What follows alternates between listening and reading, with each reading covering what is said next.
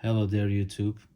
As I mentioned in my last video, I did assemble the new um, fan duct, and as you can see, this is what the end product looks like.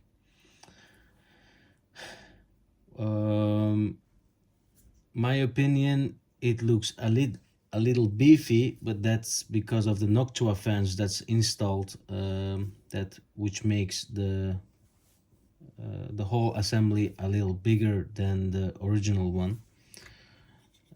This one, so it's now heating up. It's going to print something for us, and we can see what it's going to be sounding like or any issues. I did print this calibration cube, this one, and this one was with the other fan duct, so they look actually identical, but I do see some improvements on this fan duct, just a little bit. But here is an improvement, and here is a less improvement than this one, so it's kind of same. I have nothing bad to say about it. I have nothing to say like it's a big improvement over the other one, but it does work, so I like it. The only thing that I don't like is the maker of this model. He made the holes bigger so you can fit those housings where you can just put your screw in, but I prefer like a little narrower hole, so you can just use your regular screws in and don't need fiddle with anything else. As you can see here, I used zip ties to put the CR Touch on, which is just for now, because I ordered those housings for this model. Once they're in, I will make some adjustments to it. And here I used longer screws because they don't go in, and it's actually loose. It's not fixed yet. This one is fixed, the hot end fan, but the parts cooling fan is not fixed yet. It will be in the future. But here is also the holder of the cable that goes to your breakboard, which is this one. And you can see, I'll show it. Yep.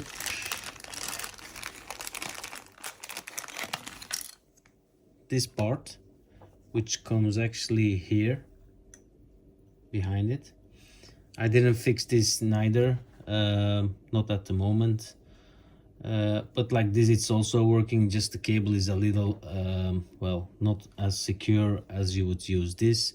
And to be honest, I'm not a big fan of this model, because if you are taking your cable off and on many times, it will do some damage, that's for sure, because here you have to push your cable as you might have done it, and the other side you have to push back and then forward again. If you do that motion over and over to your cable, it will do some damage, and that's why it's maybe they would have made a little different from the factory, just maybe shorter. Maybe I can design this and make it a little shorter, so you don't have to do so much pressure on the cable when you're installing it. So I will be leaving it out for now. So as you can also see, this model, what I was talking about, you don't have to use it anymore, because the CR Touch and everything is included in this new model.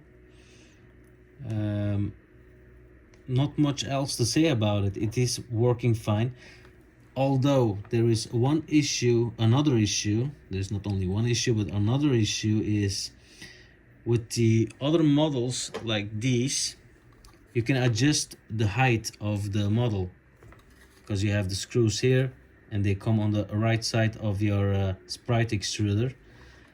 With this model, it's fixed. You can't move it anyway because all the holes come over with everything that you have to install. So once you would want to move it, it's not gonna work.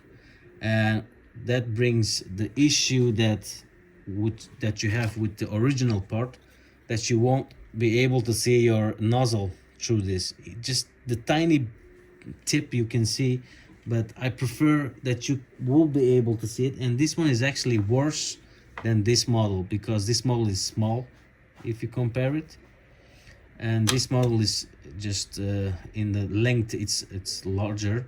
So when you have to want to see what you're printing, you really have to go really low to see what's going on. Even with the light bar on, you don't see what you're printing. Well, not in the beginning of the print anyways, and if your prints are small, you won't be able to see anything. Like now, it is printing something, but I haven't seen what it's printing. I can only see when I go very low with my sight, and then I can see what is going on. It is printing well though. Let's see here.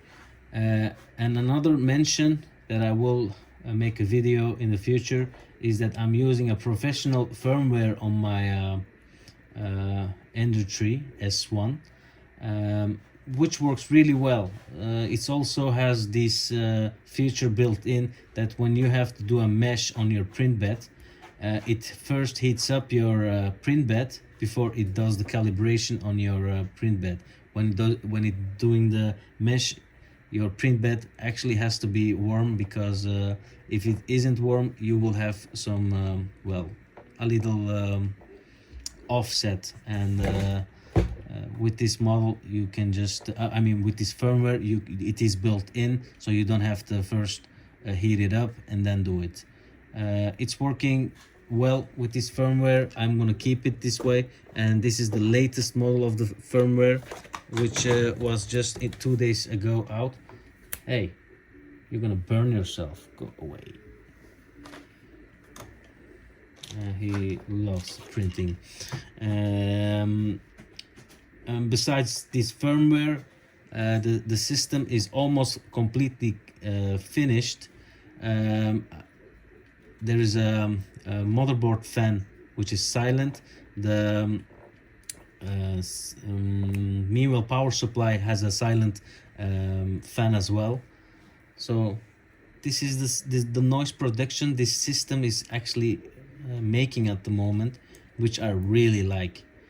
When it comes from out of the box, it is unbearable for me. I hate it. It's in my desk, on my desk here, and in my room, so I need it to be really silent. Many people say, well, don't use Noctua fans for your parts cooling fan or your hot end fan, because those are 12 volts. It won't push a lot of